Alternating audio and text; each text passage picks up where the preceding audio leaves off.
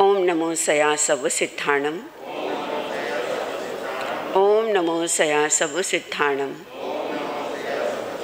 ओम नमो सया सब सिद्धाणम। सर्वप्रथम श्रवण संस्कृति के अमर देवता, पुरुषार्थ के प्रतिपादक आराध्य प्रभु भगवान महावीर के चरणों में कोटि कोटि वंदन। परम आदरणीय प्रतिपल वंदनीय पूज्या गुरुणी मैया के चरणों में मेरा भाव भरा वंदन। पाठ पर विराजित परम पूजनीय महासाध्वी प्रवर्तिनी डॉक्टर श्री चंदना जी महाराज साहब के चरणों में मेरा भाव भरा वंदन। विश्व के समस्त ऊर्जा पुरुषों के चरणों में शस्त्र वंदन। धर्म सभा में उपस्थित भाइयों एवं बहनों, कल आपके सामने किसकी चर्चा हुई है?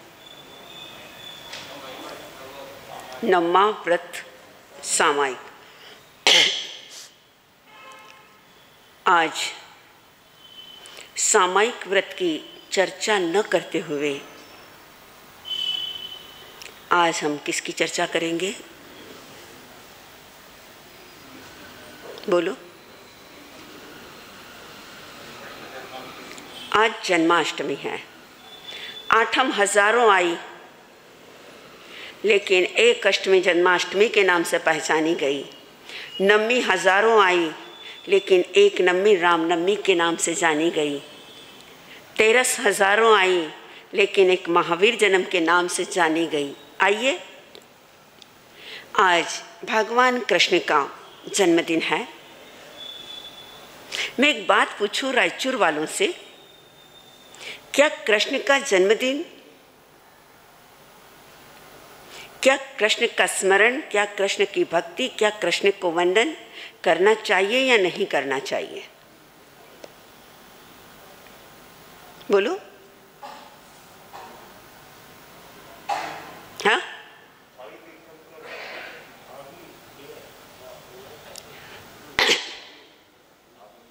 जिन्होंने तीर्थंकर गोत्र का बंद कर चुके हैं, भावी तीर्थंकर हैं, होने वाले हैं, इसलिए वंदन है, नमन है। 63 शिला का पुरुष के अंदर पहले क्या हो चुके हैं? वासुदेव रह चुके हैं। हम राम का जीवन पढ़े, हम महावीर का जीवन पढ़े, हम बुद्ध का जीवन पढ़े और हम कृष्ण का जीवन पढ़े। जहाँ तक मैंने पढ़ा है, इन सभी महामानवों का जीवन जितना कष्टप्रद कृष्ण का जीवन रहा होगा, बाकी किसी का भी ऐसा जीवन नहीं रहा। जन्म के बाद, युवा अवस्था आने के बाद संकट आए होंगे, परेशानियां आई होगी, परिस्थितियां बिगड़ी होगी, मुसीबतों के पहाड़ भी टूटे होंगे, लेकिन दुनिया का ऐसा पहला व्यक्ति था, दुनिया का ऐसा पहला इंसान था, दुनिया का ऐसा पहला भगवान था, जन्म से पहले जिसके नाम के मौत के वारंट कट चुके हो, जन्म से पहले जिसके चारों ओर नंगी तलवारों के संगीन पहरे लग चुके हो, जिसका जन्म जेल में हुआ हो, राजसी सुखों में जन्म ना हुआ हो, वैभव और विलास के वातावरण में जन्म ना हुआ हो, जेल के सिकंजों में जिसका जन्म हुआ हो, लेकिन इंसान अपना पुण्य लेकर आता है, व्यक्ति अपना तकदीर लेकर आता है, व्यक्ति अपना भाग्य लेकर आता है, नसीब लेकर आता है। बोलते हैं, मारने वाले से तारने वाला हमेशा बड़ा होता है। और ये हम कृष्ण के जीवन से देख सकते हैं। पढ़ सकते हैं। क्या वातावरण था उस समय। खुद का मामा जिसे मारने के लिए प्लानिंग कर रहा हो, ऐसी विपरीत परिस्थितियां, मां देवकी की जिसकी आंखों की नींद चली गई हो, संकट के काले बादल गहरा रहे हो, लेकिन ऐसी मुसीबतों में जो अपना रास्ता बना दे वही कृष्ण कहलाता है।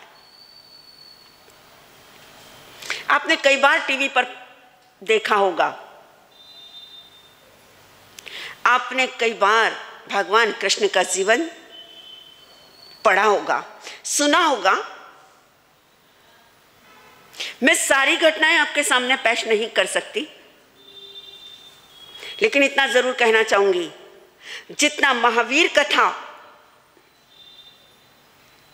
सुनाने में मजा आता है, मुझे कृष्ण कथा करने में भी मजा आता है। और क्यों आता है यह भी मैं आपको बताऊंगी।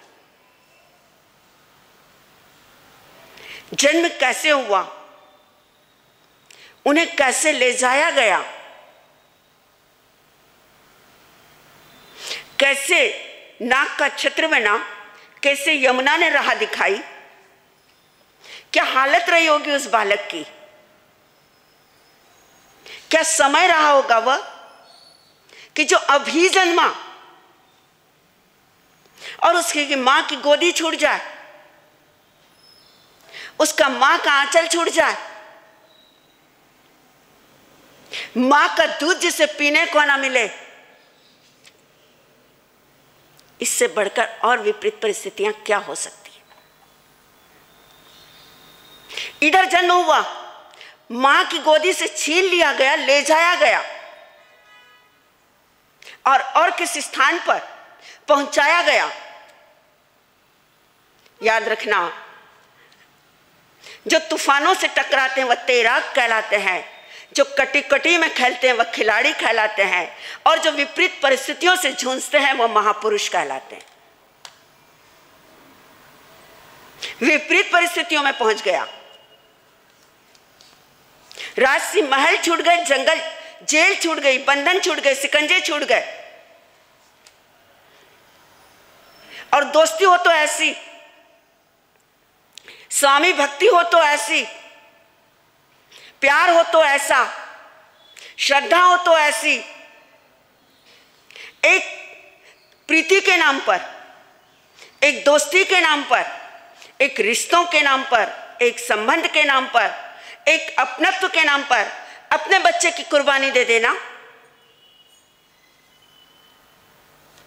अपने बच्चे को भेज देना और देवकी के बच्चे को अपने यहां पर बुला लेना। दुनिया देवकी को याद कर ले, दुनिया देवकी को वंदन करे, लेकिन मैं मां यशोदा को वंदन करती हूं।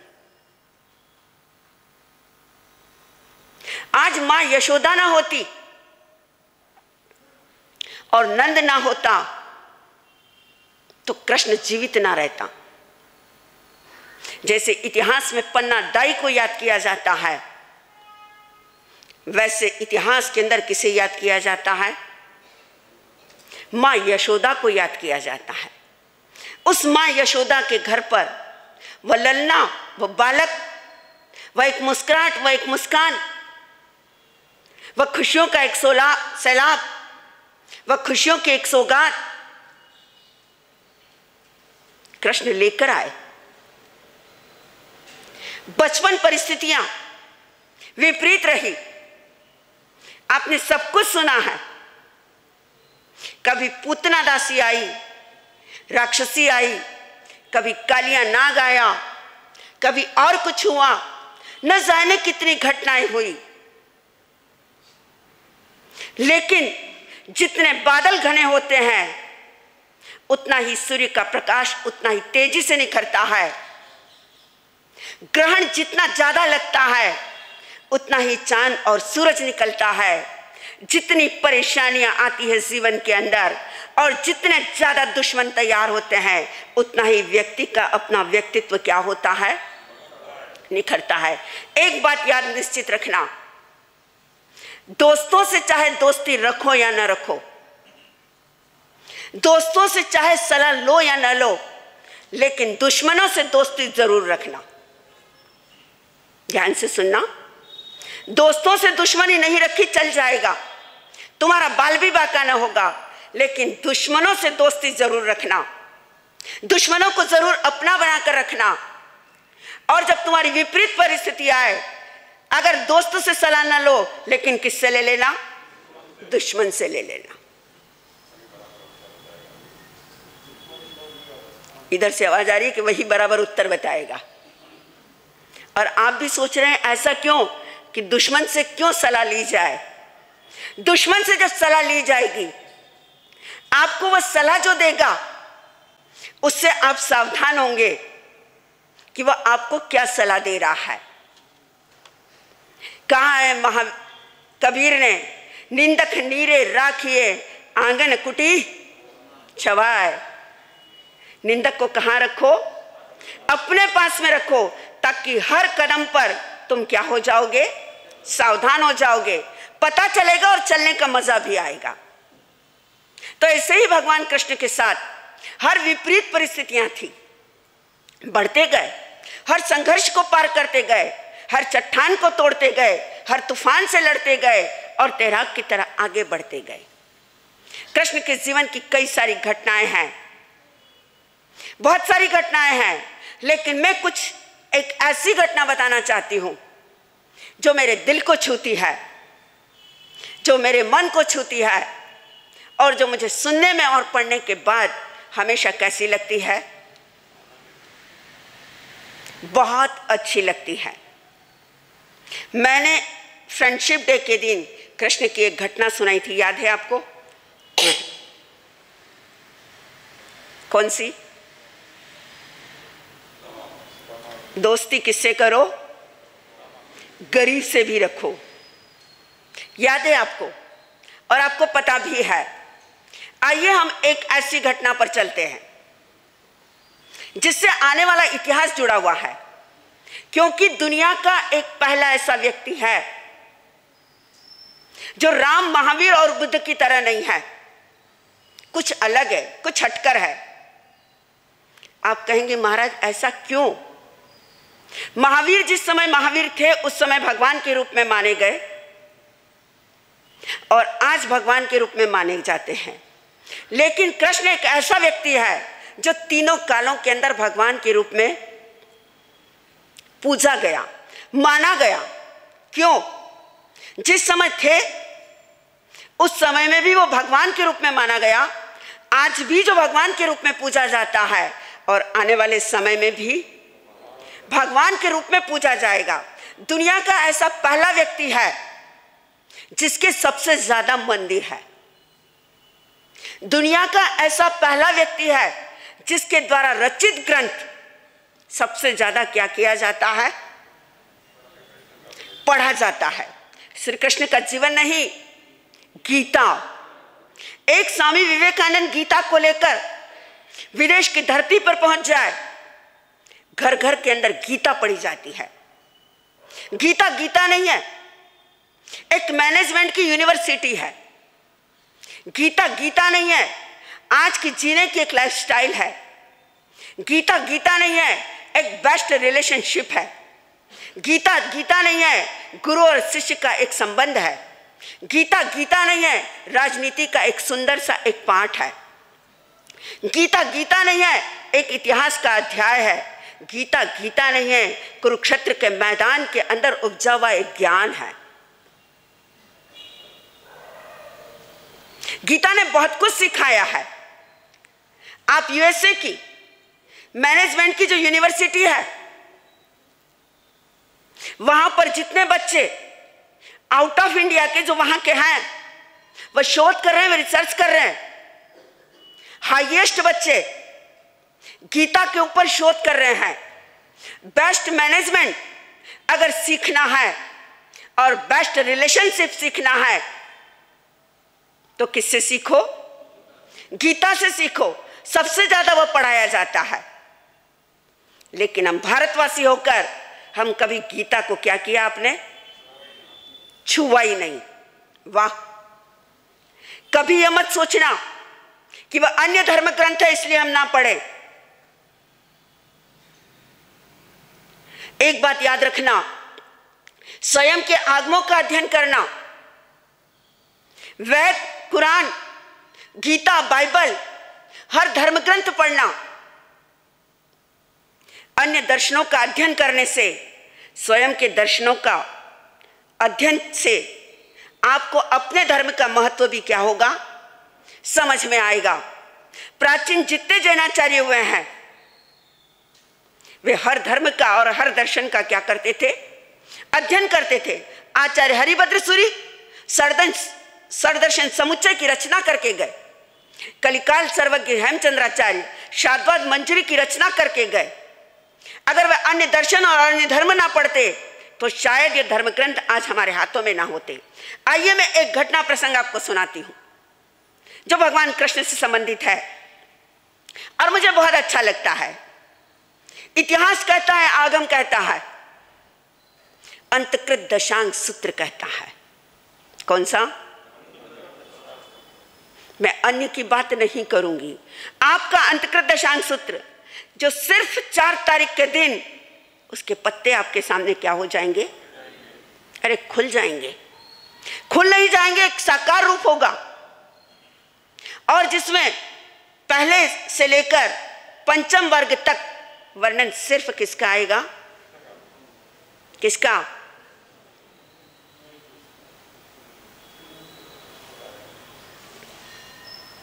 पढ़ते हो, सुनते हो या मनन भी करते हो? क्या करते हो?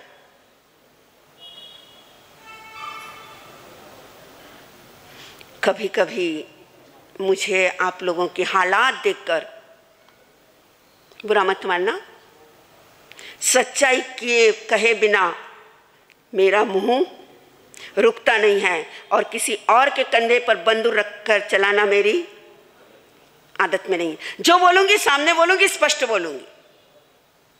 प्रथम वर्ग से पंचम वर्ग तक भगवान अरिष्टनेमि के शासनकाल का वर्णन है। किसका? और उसके बाद महावीर के शासन का वर्णन है। आइए एक प्रसंग छूने वाला, दिल को झकझोरने वाला। जब पता चला कृष्ण को द्वारिका नष्ट हो जाएगी, मैंने बनाई, मैंने रचना की, मेरे सामने जिसका निर्माण हुआ, मैं अपनी इन आंखों से उसे खत्म होते हुए देखूंगा, जलते हुए देखूंगा, समाप्त होते हुए देखूंगा। प्रभु क्या सब चले जाएंगे? नहीं कृष्ण, जो दीक्षा ले लेगा, जो साधु बन जाएगा, जो संयमी बन जाएगा, वह बच जाएगा।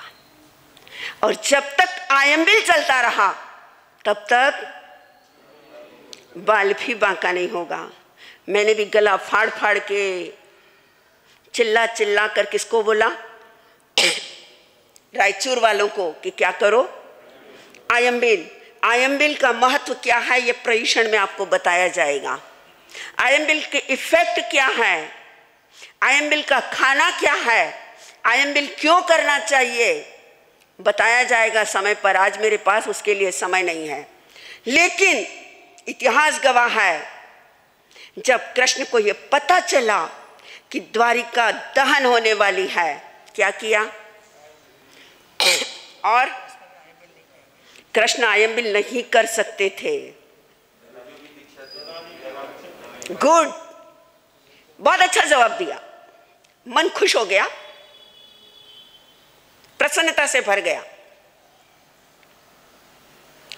एक माइक घुमाया, एक ऐलान किया, एक पटह बजाया उस समय की लैंग्वेज में, जो दीक्षा लेना चाहता है ले ले, जिसके पीछे कोई नहीं होगा, और जो दीक्षा नहीं ले सकता है उसकी सेवा कौन करूंगा? मैं करूंगा, मैं उसकी संभाल करूंगा। क्योंकि दर्द इस बात का है, मैं क्या नहीं ले सकता, दीक्षा नहीं ले सकता, मैं उपवास नहीं कर सकता, मैं पोषण नहीं कर सकता, मैं पोरसी नहीं कर सकता, मैं नौकारसी नहीं कर सकता, लेकिन मैं आपको प्रेरणा दे रहा हूं, मैं दलाली कर रहा हूं कि आप क्या ले लो, इस संसार सागर से निकल जाओ। अगर मेरी रानियां ले, मेरे राजकुमार ले, मेरा पूरा परिवार ले, मैं उन्हें दीक्षा देने के लिए क्या हूं, तैयार हूं। दीक्षा की प्रेरणा दी। इतिहास गवाह है कि दलाली करने से कृष्ण ने क्या बांधा, वापिस बोलो, दलाली करने से, संयम की, संशरण में लाने की दलाली करने से क्या बांध लिया, तीर्थंकर गोत्र बांधा। दीक्षा नहीं ली थी खुद ने, संयम नहीं लिया था, क्योंकि उनका क्या था, अरे नियाणा था, वासुदेव थे, वे ले नहीं सकते थे। लेकिन दीक्षा लेने की प्रेरणा और दलाली बहुत अच्छी लगती है मुझे, ये बात बहुत दिल को छूती है। और मुझे ऐसा लगता है कि दलाली करने से अगर कोई तीर्थंकर गोत्र बांधता है तो बोलो रायचूर वालों, आपको क्या करना है। मैं आपसे जवाब पूछना चाहती हूं और किसी और से नहीं, क्योंकि मैं आपके शहर में बैठी हूं, आपके बीच बैठी हूं। आ रहे पर्व प्रयुषण, आ रहे महापर्व, क्या करोगे, कौन सी दलाली करोगे। मैं स्थानक में जा रहा हूं, तू भी मेरे साथ क्या कर, बोलो। आज तक चतुर्मास के इतने दिन बीत गए, हमने कितनों को प्रेरणा दी, हम कितनों को साथ लेकर आए, क्या हमने प्रयास किया। अपने दिल पर हाथ रखकर पूछो, मुझे मत बोलो, स्वयं से पूछो कि क्या दलाली की मैंने।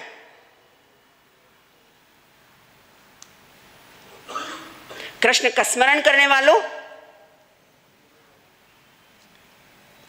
एक दलाली से तीर्थंकर गोत्र कृष्ण बांध सकता है, तो एक दलाली करने से क्या आप तीर्थंकर गोत्र नहीं बांध सकते। अगर आप स्थानक में आने की, प्रवचन में आने की, इस दरबार में आने की, समशरण में आने की, संतों के चरणों में आने की अगर आप दलाली करते हैं, आपका ज्ञानावरणीय कर्म टूटता है। यहां आप लेकर आते हो, आपका दर्शनावरणीय कर्म टूटता है। यहां लेकर आते हो, आपका अंतराय कर्म टूटता है। यहां लेकर आते हो, आपका वेदनीय कर्म टूटता है। और यहां आने की अगर हम प्रेरणा न दें, और वो व्यक्ति अगर अपनी दुकान में रहा, अपने घर में रहा, अपने ऑफिस में रहा, अपनी फैक्ट्री में रहा, वो वहां बैठकर कौन सी क्रिया करेगा। वह टीवी देखेगा, मोबाइल चलाएगा, वह गंदे हंसी मजाक करेगा, न जाने कौन से पाप करेगा। उस क्रियाओं के दोष के भागी भी कौन बनेंगे, कौन बनेगा, सोचो जरा। आइए, इतने दिन मैंने कुछ नहीं कहा, लेकिन अब तो जिन शासन के दिन आए, अरे अब तो पूरे परिवार के साथ आ जाओ। अरे दुनिया आपकी सुने या ना सुने, पड़ोसी सुने या ना सुने, खुद के परिवार में तो चलती है, चलती है नहीं चलती। अगर खुद के परिवार में सत्ता चलती है, खुद का परिवार अगर इशारे पर चलता है, और खुद के परिवार की रिमोट अगर हाथ में है, तो आपका पूरा परिवार कहां आना चाहिए, अरे धर्मस्थानक में आना चाहिए, प्रवचन में आना चाहिए। एडजस्टमेंट और सेटलमेंट मत करना कि पिताजी यहां पर और बेटा कहां पर। अब तक एडजस्टमेंट कर लिया, लेकिन 8 दिनों में नो एडजस्टमेंट। मुझे याद आता है जोधपुर, पाली, जहां 8 दिनों में हलवाई लोग भट्टियां अपनी बंद रखते हैं, जो जेल नहीं है। पाली में सारी मिलें बंद रहती है, जैन हो या नॉन जैन हो, किसी की मिल चालू नहीं रहती है। जिस समय जैन दिवाकर चोथमल जी महाराज ने चतुर्मास किया और उनकी प्रेरणा से जोधपुर और पाली शहरों के अंदर मिल, फैक्ट्रियां, दुकानें, ऑफिस और हलवाई अपने सब कुछ कारोबार बंद रखते हैं। वाह मेरे गुरु, जिसने 36 कौम पर अपना प्रभाव रखा और उनके शब्दों पर आज भी वह है। अगर कोई व्यक्ति अगर गलती से भी अपनी दुकान खोल ले, उसकी दुकान नहीं चलती 8 दिनों के अंदर। सोचिए, अरे आप दुकानें चलाओ, लेकिन 8 दिन तो अगर जैनी और जैनत्व का गौरव है, अगर महावीर के श्रावक हो, तो आपकी शक्लें किसे दिखनी चाहिए? किसे? मुझे दिखनी चाहिए। अब तक चल गई तुम्हारी गाड़ी, घड़ी कह रही है 10 बज गए, अब गाड़ी नहीं चलेगी। अब तो पूरे परिवार के साथ कहाँ आना पड़ेगा? देखूंगी। समाज में तो बहुत चला लेते हो, अब घर पर चलाकर अब मुझे बताना और बोलना ये मेरा बेटा है, ये मेरी वाइफ है, ये मेरा बच्चा है, ये मेरा पोता है, ये है। सारे रिलेशन अब मुझे बताना, मैं देखूंगी कि कौन कौन के घर में किस किस की चलती है। बोल भगवान महावीर स्वामी।